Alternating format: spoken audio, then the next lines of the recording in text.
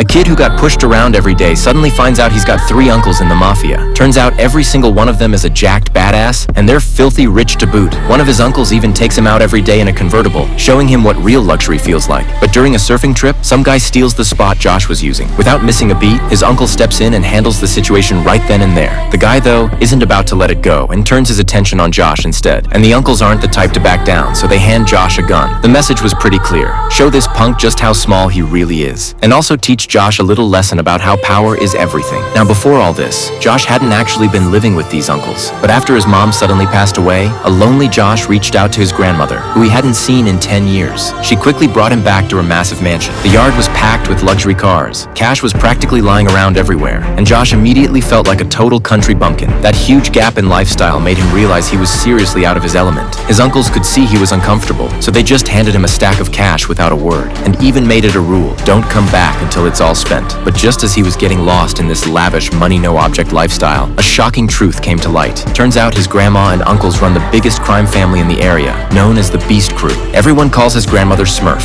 and their wealth was all built on the wrong side of the law. Since Josh had joined the family, his uncles were ready to bring him into the fold, but his grandmother was firmly against it. Right about then, another uncle, Pope, who just got out of prison, showed up back home. He immediately noticed Josh, the new face. This son of hers had always been the one she worried about most, and honestly, the one who scared her too, because Pope never followed orders, always did things his own way, and he made it clear he wasn't happy about this new nephew. The last thing he wanted was some weak link dragging the family down. So without telling anyone, Pope took Josh along on a job, and that ended up getting Josh hurt. After they got back, Pope made fun of him, calling him a gutless coward. The moment Josh talked back, Pope put him in a chokehold. Even though Smurf felt bad for Josh, she knew Pope was just trying to toughen him up. But Josh was so shaken by it all that he just ran back to his old place. Except after his mom died, there was nowhere left for him to go, leaving him with nothing but the streets. And wouldn't you know it, he ran into the same bullies who had been picking on him for years. This time though, Josh didn't back down. He went at them head on. That kind of fight or die energy completely threw off the bullies who thought they knew him. Right then, Josh realized something. Being strong can actually give you a kind of courage you never knew you had. So he decided to go back to his grandmother's place and finally commit to the family. But just as he was ready to make that move,